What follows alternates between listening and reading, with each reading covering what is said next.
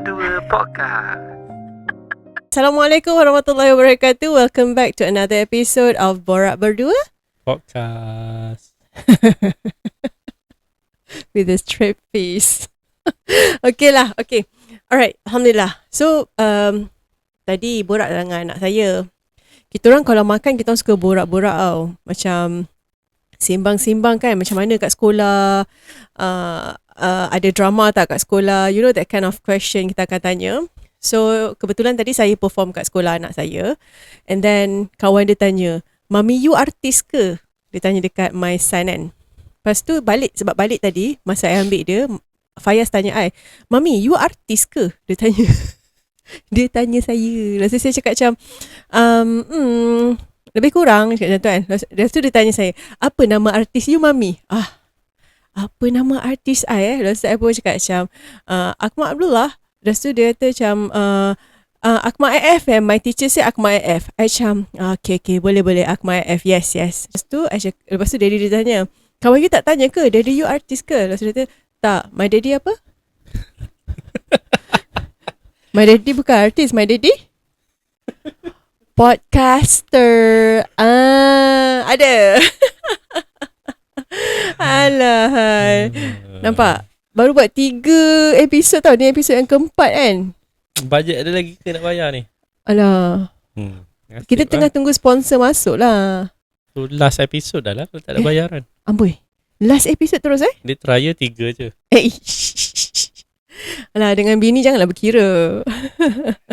Okay guys, so anyway, thank you so much yang mana mendengar, ada juga yang melihat. Mungkin yalah kami ni terlalu barulah dalam podcast ni kan. Mungkin topik-topik kita pun bukan topik-topik yang hot, yang in, yang macam orang nak dengar kan. But basically kita sembang-sembang pasal hal rumah tangga, pasal isu semasa. Pasal Melayu tau, isu semasa. Isu semasa. Semasa. And then anything yang kita rasa macam kita nak share kan. So we as husband and wife yang macam-macam yang dah kita lalui tau. 14 tahun berkahwin. But it's okay, we just sharing apa-apa yang kita tahu dan kita ada. Macam tu lah. Okay. So, kita nak buat pasal apa hari ni? Saya tak tahu. Oh, hari tu saya ada tanyalah dekat dalam kita punya Instagram kan, yang ada 290 followers. So jangan lupa untuk follow kami di Borak Berdua Podcast. Okay, sajalah saya tanya kat situ, ada tak any topik yang you all nak kita discuss ataupun kita bincangkan. So dalam 290 followers kita orang tu adalah seorang yang reply lah. Dia kata financial management. So saya macam okay, menarik, financial management. Bila saya cakap dengan I rasa lagi suka panggil you Farih lah. Okay, so I nak panggil you Farih, boleh? Ikutlah yang Kan you okay je kan? So dia kata topik apa. Saya cakap macam financial management. Lepas tu dia kata macam, alamak. Saya cakap kenapa, why? Lepas tu dia kata macam, kena disclaimer awal-awal. Saya cakap macam, disclaimer apa? Cakap kan? Lepas tu dia kata macam, yelah, I ni siapalah nak cakap pasal financial management. So I was like macam, okay, it's okay, kita just borak-borak je lah. Sebab kebetulan macam sekarang ni kat threads lah, especially tengah viral, tengah hangat about 50-50. Tahu tak 50-50 yang? Tahu. Apa dia? Of course lah tahu. Apa dia? Separuh-separuh. Apa yang separuh-separuh? Separuh-separuh lah. Apa dia? Dialah dah financial management separuh-separuh lah. You separuh, I separuh. Okay, alright, good. So yes. So ramailah yang share, ramailah yang bagi pendapat masing-masing kan. It's a discussion, open discussion. So tak ada betul, tak ada salah. So kita depends on kita lah macam mana how we manage financial in marriage. Okay. Kejap. So financial management ni dia luas. So dia untuk podcast ni narrowkan kepada family punya financial management. Dan ini adalah perkongsian general, bukan daripada expert. Ni apa yang kita buat lah kot. Boleh? Dia bukan solution untuk semua orang ikut, tapi dia sharing. So kalau rasa kena nak cuba, boleh cuba, tapi at your own risk lah. Kita bukan financial advisor ke apa. Tak. We just sharing apa-apa yang kita buat lah dalam rumah tangga. Because macam saya kata tadi lah, bila cakap pasal 50-50, orang perempuan dia akan cakap macam, oh tak tahu ke dalam Islam semua benda lelaki kena provide apa, macam tu kan. Datang pula orang lelaki, dia akan cakap kalau boleh bantu kenapa tak bantu, kan. Lagi-lagi dalam keadaan ekonomi sekarang yang orang kata hidup ni keras, kan. So yes, macam mana, ataupun kita akan discuss dan bincangkan berdasarkan komen-komen ataupun apa yang mereka share dekat threads ni. Okay, so dalam thread yang I baca tu, yang dia dah delete tu lah, tapi I still remember lah. Dia cakap dalam 11 tahun dia berkahwin, daripada awal perkahwinan dia jadi co-provider for the husband. Walaupun husband dia gaji tinggi, dia kata, tapi semua benda nak 50-50. Alasan dia, sebab rumah tu atas nama isteri dia, kereta tu atas nama isteri dia, macam tu lah. So dia 50-50. So basically kalau macam tu, you punya pandangan macam mana? Kalau macam I lah, kalau macam kereta sebab memang atas nama I, tapi memang I bayar sendirilah. Kan? Tak tahu pula kalau saya nak bayar nanti. Dia macam ni. Apa yang atas nama saya, tapi tak ada pun harta. Setakat ni kereta lah, bayar sendiri. Memang bayar sendiri. Dia tak ada 50-50 ke apalah. Tapi kalau macam contoh macam kita pergi holiday ke, ataupun kita barang rumah ke kan, especially kalau macam saya rasa macam bulan ni dah banyak sangat dah suami saya bayar kan. So kalau saya rasa macam okay, saya pula nak bayar, saya bayarlah. Ataupun saya nak beli sendiri, saya belilah sendiri. Pandangan you macam mana? Ini apa yang I buat lah. Sama ada you sedar ke tak sedar ke, but the principle or prinsip yang I guna pakai, kalau mengikut Islam, suami sebolehnya provide ataupun sediakan nafkah lah. So betul. Nafkah dia ada berbagai, antaranya adalah makan, perlindungan ataupun tempat tinggal, pakaian dan keperluan asas yang lain lah. Betul. So itu adalah sebaiknya adalah tanggungjawab seorang suami. So basically itu yang I pegang. Dan dia kalau go deeper, dia kena tengok pula kualiti nafkah tu, benda-benda yang disebutkan tadilah. Ini yang nafkah, ni nafkah zahir lah maknanya kan. Okay. So nafkah ni pun contoh makanan, ataupun perlindungan ataupun rumah, level mana yang nak diprovidekan kan. So sebagai seorang suami, kalau I kena tahulah apa yang I mampu dengan kemampuan I, apa yang I mampu bagi dekat you. So based on that, I akan provide benda tu at the level yang I mampu untuk bagi. So at very least I try to meet that. So above and beyond that, itu atas perbincangan lah, ataupun atas, cuba bagi contoh sikit, atas kemampuan. Contoh macam mana contoh sebab I tak pernah minta kan, that's why tak ada contoh. Contoh makan. Okay. Kita makan nasi, kita makan lauk-lauk. Yeah.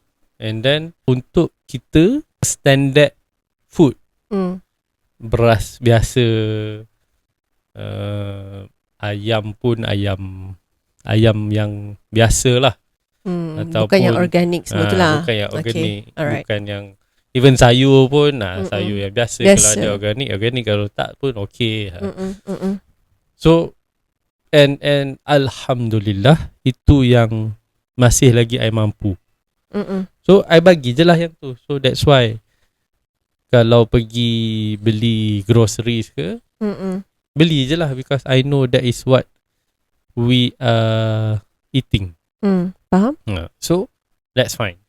But beyond that, katalah tiba-tiba you rasa macam, oh, I nak tukar lifestyle I nak makan ayam organik, telur organik, sayur organik, beras pun beras apa, basmati Parboil lah, gitu. parboil lah, all the macam-macam punya beras yang mahal-mahal. And then air pun nak kena minum apa? Evian je. Tak nak minum air Kowe ataupun air SK Magic ke, nak air mineral. So I will provide the one that I mampu, and that is how much I will provide. So kalau you minta nak minum air Evian je, so you tambahlah sendiri. Faham? On my side, I dah penuhi I punya tanggungjawab. Itu I punya principle ataupun I punya apa dia panggil, guideline lah untuk I macam mana I nak bagi dekat you. Faham? So kalau nak the real example sekarang, macam you cakap tadi, kereta you bayar sendiri. Ni bukan nak riak ni contoh. Sebab kalau you tak kerja pun, benda-benda yang nak provide tadi tu, alhamdulillah I boleh provide. Faham? So for you to work, it's your choice. Betul? For you to have to work, for you to want to work somewhere yang you have to use the car, it's your decision. Faham? So that's why it's up to you lah. You nak pakai kereta macam mana, nak bayar macam mana, nak mahal ke, nak murah ke. Ikut mampu you lah. Kemampuan you lah. Is I consider that as bukan keperluan. Faham? From my point of view lah. But of course faham? I know when you work, you have your own reason here and there, whatnot. Yep. That is a different story. But from my point of view, that is where you tak perlukan. Faham? Unless I tak cukup nak bagi rumah, nak bagi makan pun tak cukup, then I have to ask for your help to work. Faham? To support back to 50-50 tadi kan. Alright, faham, faham. Dan mungkin I kena support sikit in term of modal lah, maknanya modal nak bayar kereta so that you can go there and here ke. Faham. And then especially bila you kerja sebagai freelancer ke apa ke, dia macam tak konsisten, tak tetap. So sometimes sebab I minta you kerja untuk support suami, family, sometimes you tak cukup nak bayar, so I have to top up lah. Because that is the arrangement. So maksudnya itu adalah hint I boleh berhenti kerja dah lah. Boleh je, tak ada masalah. Tapi jangan kacau I lah. Kacau maksudnya kacau dari segi apa? I tengah kerja, janganlah kacau. I tak pernah kacau time kerja. Sebab you kerja. Kalau you tak kerja, macam-macam idea datang kat you. Serius ah? No.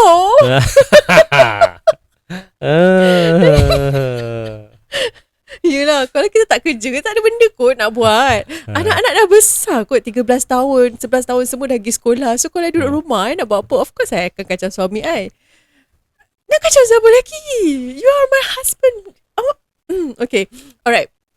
Okay, I faham. I dapat benda tu. Okay, kita balik ke belakang Kita balik ke belakang sikit. Okay, cerita pasal saya. Saya dibesarkan macam you all semua tahu. Saya cerita, saya dibesarkan dalam family yang sederhana. So memang kami adik-beradik memang dah biasa hidup berdikari. Okay, nak apa-apa cari sendiri, nak apa-apa bayar sendiri, nak apa-apa semua sendiri. Macam tu. Sebab mak tak kerja, mak memang jual kuih sahaja, bantu abah. Abah kerja di BKL, which is gaji government yang abah biasa-biasa saja, tukang cat. So memang gaji tu cukup-cukup sahaja untuk kami belajar, untuk kami makan. So nak dijadikan cerita, bila saya kahwin dengan Farid, ni just sharing tau, untuk saya yang orang biasa-biasa, untuk saya yang duduk rumah flat, untuk saya yang Budak flat.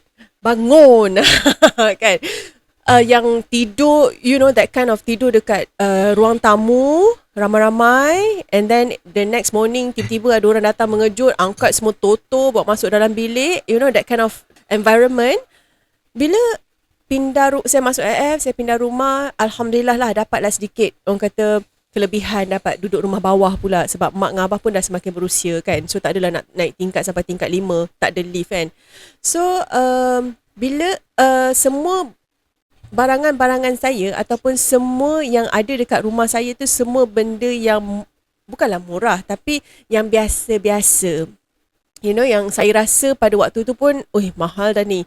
Tapi bila saya kahwin dengan Farid, pergi cari barang rumah, pergi cari tilam, katil semua, awas lah macam, ya Allah, apa ni? You know, that kind of thing, macam mahalnya katil sampai ngah je. Macam tu. I was shocked. I macam saya tak tahu macam nak react. Even masa pergi beli cincin kahwin pun, waktu tu mak mertua saya teman. Waktu tu kita nak cari cincin merisik tunang dengan nikah, sebab kita orang merisik tunang nikah dekat-dekat tau, dalam masa 3 bulan. So kita cari terus 3 cincin sekaligus dekat Habib Ampang. Masa tu mak mertua saya ada tau, saya ingat lagi. Mak mertua saya cakap macam, sekarang ni beli je lah yang biasa-biasa, nanti bila dah kahwin nanti minta je apa-apa. I was macam, oh my god, memanglah boleh minta. Tapi suami cakap memanglah boleh minta. Ni sekarang lah cakap, masa tu dia tak cakap apa-apa, sebab masa tu nak kahwin kan, okey je semua. So sekarang dia kata memang boleh minta, tapi belum tentu dapat. Minta free. Dapat belum tentu dia tu kan. So nak diceritakan maksudnya, macam bila saya kahwin dan saya kenal dengan Farid, dia jadi sesuatu yang berbeza. Maksudnya saya punya kehidupan tu bertukar. Tapi bila kehidupan tu bertukar, tak adalah kita culture shock yang macam nak minta macam-macam. Contoh macam dia ni banyak duit, so nak minta tu nak. No, saya masih ada lagi, walaupun dah berkahwin, saya masih ada lagi sedikit perasaan malu dan segan nak minta duit suami. You know, until now. So Alhamdulillah. tapi saya direzekikan. Alhamdulillah. Saya direzekikan ada kad dia. Alhamdulillah. Hello, saya ambil. Saya direzekikan ada kad dia. Jadi saya ambil, kalau dengar ni tolong dimikkan. So yes, maksudnya alhamdulillah. Dan dari situ saya belajar jugalah. Maksudnya tak kisahlah, walaupun suami kita gaji banyak ke, suami kita kerja senang ke, suami kita dapat lebih daripada kita ke, tapi kalau kita ikhlas untuk nak membantu, why not? Kan boleh je, tak ada masalah. Dia kadang-kadang kita kena fikir, bila cakap pasal provider ataupun menyediakan ni bukan hanya pada satu pihak saja. Kalau memang betul suami kita tak mampu, dan kita bantulah. Yang para suami pun janganlah take advantage, kan? I suka bila dia cakap kat sini, tanda suami kau provider yang bagus bila mana kau sebagai isteri tak tahu pun berapa bil-bil setiap bulan kena bayar berapa. Kau tak perlu fikir pun komitmen setiap bulan, tahu-tahu dah settle semua. And kau living a life like a queen, bersyukur sister, dan macam tu. Which is alhamdulillah, Allahumma barik. Saya lah antaranya. Saya tak tahu apa-apa. Even gaji suami saya pun saya tak tahu berapa. You all tahu tak gaji suami you all berapa? Kalau you all tahu, komen dekat bawah. Kalau you all tahu gaji suami you all berapa, komen dekat bawah. Sebab saya tak tahu gaji suami saya berapa.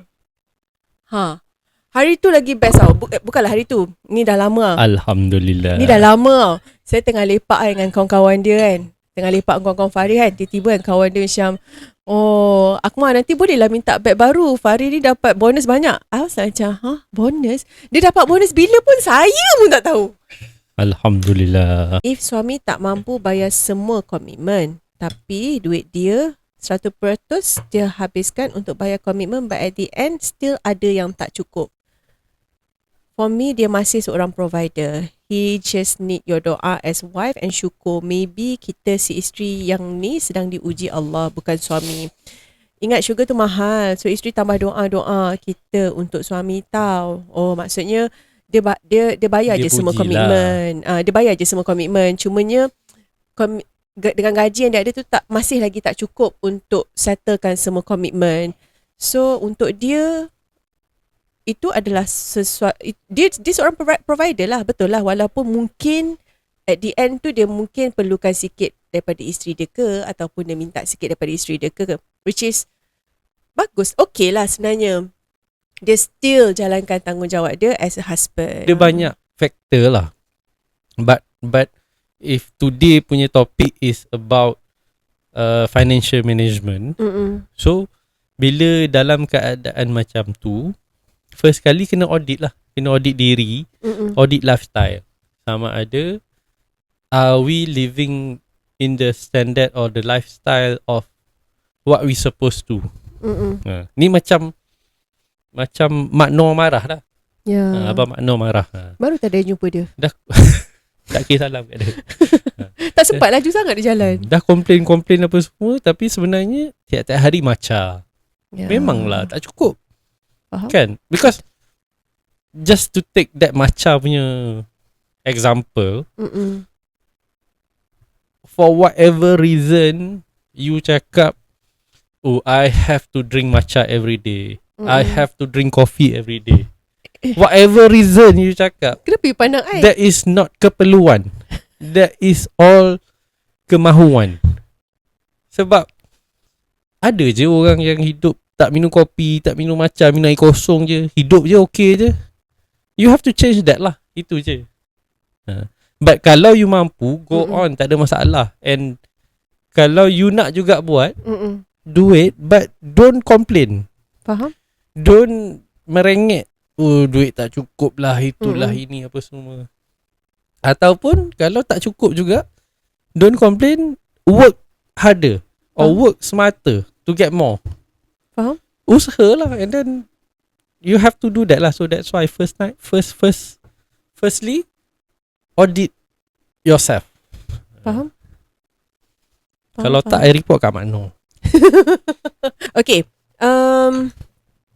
Kita pergi dulu yang ni. 50-50 in marriage. Siapa ajar? Suami 100% the provider and leader.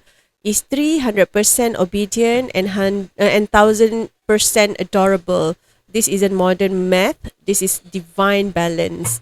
We both play their roles. Barakah fills the home. Tak gitu. Apa 50-50? Betul ke si isteri to play the role yang diminta? Jawab. Jawab. In some way, betul, suami is the provider, supposed to be the provider. But again, audit apa yang diminta tu lah. Kalau dia minta is memang keperluan, then betul lah, the responsibility of the suami to provide. Tapi kalau dia minta lebih daripada tu, it's no longer suami punya responsibility lah. Faham? Kalau macam contoh, kasut lah, ambil kasut lah for example. Kasut running ah. Tak, kasut you nak berjalan kena pakai kasut, pakai slipper kan. Alright. Ada je yang apa kedai yang you pergi dulu? Jukebox, bukan jukebox lah. Jukebox lah. Jukebox, Yebang. Ada je kedai-kedai tu jual jukebox, Yebang lah apa semua tu. Tapi you tak nak, you nak pakai kasut Vinci. Chanel lah, Vinci lah. Chanel bukan I lah. Nak pakai kasut Ferragamo lah. Tu boleh lah. Lepas tu cakap, oh suami kena provide. Of course, suami kena provide kalau si suami tu pun macam tu. Betul. Kalau suami dia pakai kasut biasa-biasa Pakai je, kasut macam bata kan. pakai kasut bata apa semua, isteri minta Isteri minta Chanel. Chanel pula. Chanel 7. Jadi macam canai India. Takut dia kau okay. Okay. Suami pakai bata, isteri minta Chanel. Tak kena. Saya ingat, Ustazah Hasni, isteri-isteri ni, orang-orang wanita ni asyik minta aja. Tapi kita tak pernah memberi hak kita. Ya, betul. Eh. Orang lain. Okey, nasib baik. Nervous kita. Maksudnya kita asyik minta tapi sedar tak kita as a wife, adakah kita menunaikan hak kita kepada sang suami? Sebab kadang-kadang kita ni asyik fikir kita nak itu, kita nak ini. Oh, suami aku tak bagi tu lah, orang lain boleh dapat kan. Kenapa dia boleh dapat apa semua? No, it's not like that. Maksudnya kita, macam Faris cakap juga tadi, audit diri kita dulu. Kita okey tak? Maksudnya suami balik kerja tu kita angkatkan air ke? Contoh Dia point dia bukan akad air tu tau. Bukan. Point dia melayan suami. Yelah hak, maksudnya itulah hak suami pada kita. Macam tu. Maksudnya layanan kita pada suami tu adakah okey ke tidak kan? Hatta contoh hari tu kan, bila kita duduk dengan Ustaz Syarizan dengan Kak Awin, salah satu contoh yang dia membuka minda lah. Dia cakap nak melayan suami ni sampai kalau katalah duduk suami isteri duduk kat rumah kan, isteri nak baca Quran tapi suami nak dia dilayan, lagi bagus si isteri tu layan suami. Betul. Sebab itulah relationship dia. But of course in that way, itulah hak suami pada isteri. Tapi then because of that, suami pun kena bagi hak isteri, which is the provider apa semua tu. So that is the starting point. Tapi of course lah, you can negotiate or you can give and take. Kadang-kadang isteri pun penat juga, so suami pun kenalah menerima, kena faham facts lah tu. And then sama juga, kadang-kadang suami pun bulan tu kereta rosak lah, rumah bocor lah, so tak boleh lah minta lebih-lebih. Singki problem lah, nak kena buat baru lah apa semua. Minta pula nak macam-macam, yang ada air terjun lah, boleh tarik lah macam-macam. Kena fikir lah macam tu kan. Kenapa gelak? Bathtub tak ada lagi. Itu kemauan. Tak, saya cakap lah, yang kadang kau penat tau balik kerja, nak relax, nak mandi tu, nak relax, nak chill, nak ada bathtub macam tu kan. Maksud dia, kenapa tak tahu je? 3 tahun sekali pakai, baik tak payah. Cuba ada, mesti pakai tiap-tiap hari. Cuba tu bukannya 50 sen sekali cuba. Alah, tak apa, you beli yang dekat Shopee tu je. Yang boleh lipat-lipat. Alah, itu you sendiri boleh beli. Tak nak juga suami belikan. Nak bagi pahala kat you. Okay, so we back to kita punya story pasal financial management ke apa ke. Macam to be honest, Farih, kalau saya sendiri tengok, dia sangat seorang yang memang saving, dia memang power. In terms of that, dia sangat power compared to saya lah. Memang beza sangat-sangat, dan saya banyak belajar dengan dia lah. Okay, macam selalunya contoh macam kadang-kadang ada pasangan yang memang kalau makan ke apa ke, memang suami bayar, memang suami kena bayar, memang semua suami kena bayar. But kita orang tak macam tu. Kita orang macam, kalau saya rasa saya nak bayar, saya bayar je. Bukanlah bayar untuk seorang, maksudnya bayar untuk dua-dua sekali lah. Kalau kau bayar untuk seorang, kau dah kena apa kan. So maksudnya kalau saya nak bayar, saya bayar. Maksudnya macam tu. Kalau Farid dia nak bayar, dia bayar. Tapi kalau lagi mahal, Farid lah bayar. Kalau yang macam setakat murah, Q Bistro, saya bayar lah. Macam tu. Cuma ni you bayar pakai kad.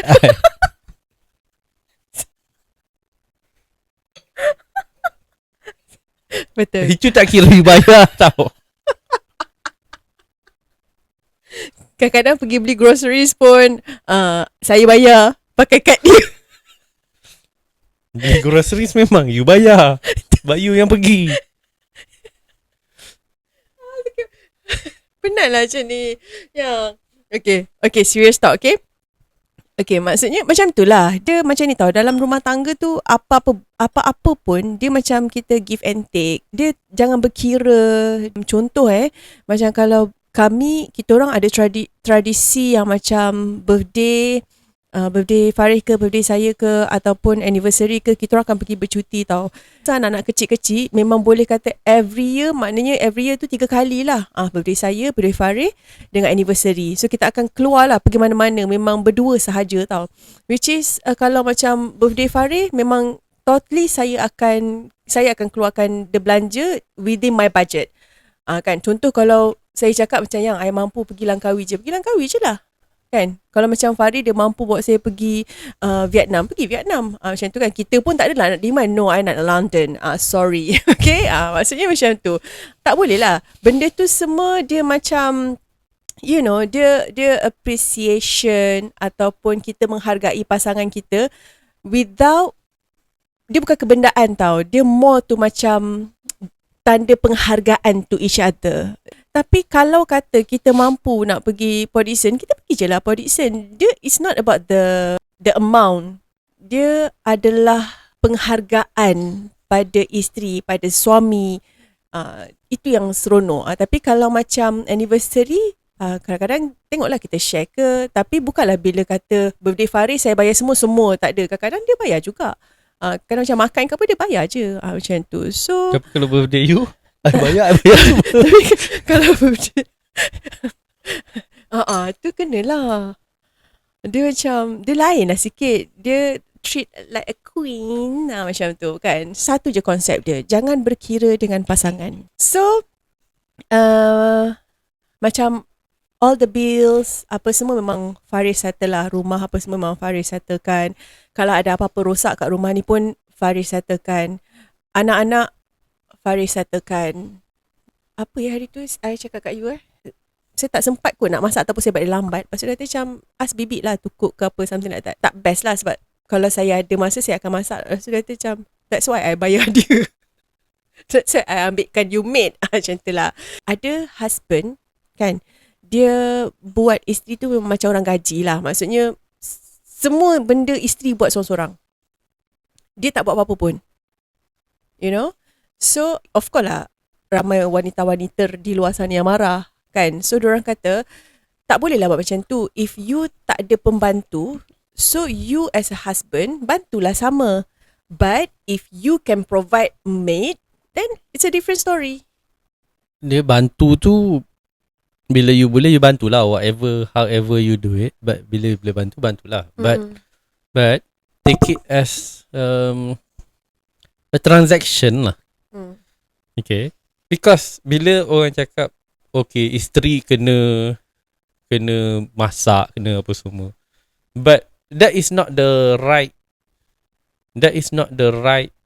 concept sangat. Not 100% lah. Because it's not wife punya responsibility 100%. Betul. Sebab Rasulullah pun tolong kerja-kerja rumah apa semua. So it's exactly. It's a relationship, it's a symbiosis. So from my part, the part yang I kena buat kerja rumah ni, I use my energy, I invested my energy to my work so that I can have extra to give energy to pay bibi. So, faham. So that is my portion of managing the house. So from your side, from isteri pula, it's up to you lah how you want to do it. Whether you nak put your own energy ke, macam mana. It's macam itulah. So basically dalam rumah ni even anak-anak ke apa ke, semua Farid akan provide. Tapi in a way saya kena sediakan. You know, okay, contoh anak nak tuition, saya kena cari, saya kena survey, saya kena apa ni. And then dah jumpa, kalau okay with the budget, with the fees, okay, on. So Farid akan bayar. Sama juga kita orang berdua kerja kan. Anak-anak nak pergi sekolah ke apa, agak jauh. Dari sini ke sekolah lebih kurang 20-25 kilometer macam tu. So we need a transport. So saya akan cari. Saya akan cari, jumpa, Farid akan bayar. So basically we work as a team like that. Patut tak mereka yang bakal berumah tangga discuss about this thing sebelum berumah tangga? Depends. Dia kena, again, I suka perkataan audit tu lah. sebelum berumah tangga pun, sebelum kahwin pun, you audit dah. How is your spending punya behavior? How is your partner punya spending behavior? How is the ask or expectation? You can audit. If you think apa yang you audit tu, you faham, and then you rasa benda tu, yes, this is what it is, then you rasa okay, then tak payahlah. Tapi kalau you rasa macam, oh, ni tak boleh ni, we have to get this clear, then you bercakap lah, you start. And back to previous episode, kita cakap pasal communications. So dia ada juga, kalau of course benda-benda ni dia sensitif. Sebelum kahwin lagi, apa mamat ni sebelum kahwin lagi dah tanya pasal duit apa semua. So dia ada cara dia. So you have to learn how to talk. And then dia tak ada one size fits all. Mungkin perempuan tu jenis ganas, jadi aku kau ni boleh cakap direct je. Setengah tu yang lembut, then you have to berlembut. So you have to know that skill. So dia kena audit, then you assess lah whether you kena discuss ke tak benda ni. Pendapat I macam okay kot kalau macam nak discuss sikit-sikit ke kan, but not too deep, or maybe at least basic lah. Maksudnya macam contoh, kalau kita kahwin nanti, duduk kat mana, duduk rumah siapa, and then in terms of kalau kita sewa rumah, macam mana, nak kena split bills ke, nak kena you bayar and then I bayar bill, tukar bill ni ke, you know, that kind of thing. I rasa memang kena discuss. Memang tak salah Kan? Tak salah discuss. I bukan cakap jangan discuss. Yeah. It's not wrong. It's good kalau you boleh discuss, so that it's clear. But sometimes you don't have to discuss. You don't need to discuss. But still, if you want to discuss, it's good. Faham. Tapi contoh katalah lelaki tu kaya gila. It's money is not a problem. It's not an issue at all. Faham? So dia rasa tak payah discuss, tak payahlah. Tak payahlah. I mean, that's fine. Yeah. But if it's not only money tau. It's everything. Kalau bukan duit pun time. Mungkin salah seorang tu memerlukan masa untuk jaga family dia. Ataupun dia ada tanggungjawab lain. Dia ada, satu mungkin family, kedua mungkin dia ada madrasah yang kena jaga, ataupun mungkin dia ada kerja yang dia kena jaga, tanggungjawab yang dia kena jaga.